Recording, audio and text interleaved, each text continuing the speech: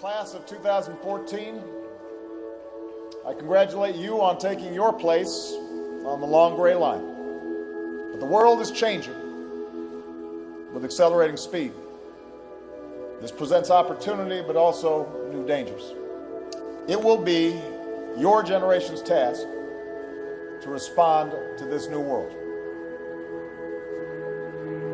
The question we face,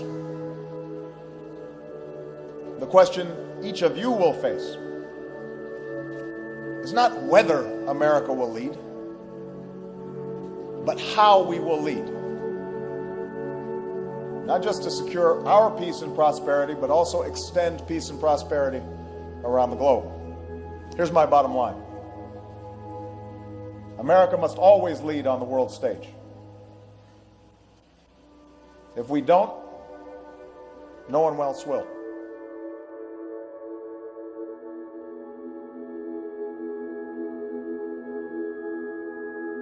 A unit of the Chinese Navy has conducted a routine drill in the South China Sea to improve its combat capabilities. An official with the fleet said missile-equipped vessels tested their capabilities, including emergency docking and undocking, over-the-horizon missile attack, joint air defense, and combined assault against enemy warships.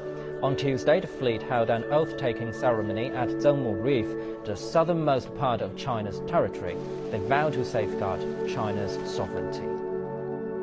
Today, as part of the planned events, we will activate all the different armed forces of the Russian Federation all over the territory of Russia, including the nuclear forces.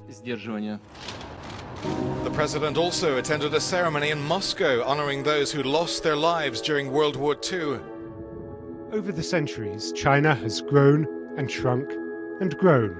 It began as a unified state in the 3rd century BC, but became far larger by the time of Mongol rule in the 13th century, and again during the last imperial dynasty, the Qing.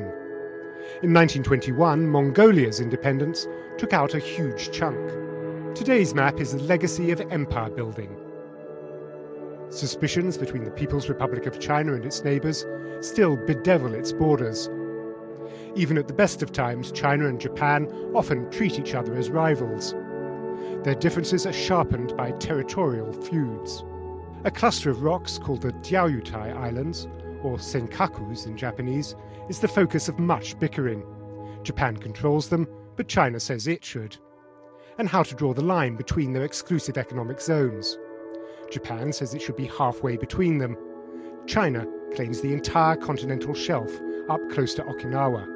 In 2008, both sides agreed to develop the area together. But now Japan's angry about the Chunxiao gas field, known as Shirakaba gas field in Japanese, where it thinks China is trying to suck natural gas from the Japanese economic zone. Japanese Prime Minister Shinzo Abe has called for a review of the constitution, which could lead to the military being permitted to fight overseas for the first time since World War II. He wants to re-examine Article 9 of Japan's pacifist legislation, which states force is only to be used in the case of self-defense. Other claims would stretch China's territory deep into Southeast Asia. Vietnam, the Philippines, Malaysia, Brunei and Indonesia all have competing claims with China here. In 2002, all parties agreed to exercise self-restraint. But tensions have been growing again recently. China said last year it wanted to develop tourism on the Paracel Islands, which are also claimed by Vietnam. Beijing has begun evacuating its nationals from Vietnam after a wave of anti-China protests. The violence has left at least 2 people dead and dozens more injured in the central province of Hà Tĩnh. Chinese media report that the government has already evacuated more than 3,000 people from the country. It's also sending 5 ships to collect its nationals. Tensions are simmering again in the Himalayas too. Disagreements here with India led to a border war in 1962. China's recent worries about Tibet seem to be reviving them. China's stepped up its accusations that India is occupying what China calls South Tibet. India calls this region the state of Arunachal Pradesh. To the west, India says China is occupying its territory in Aksai Chin. Talks between China and India have been getting nowhere.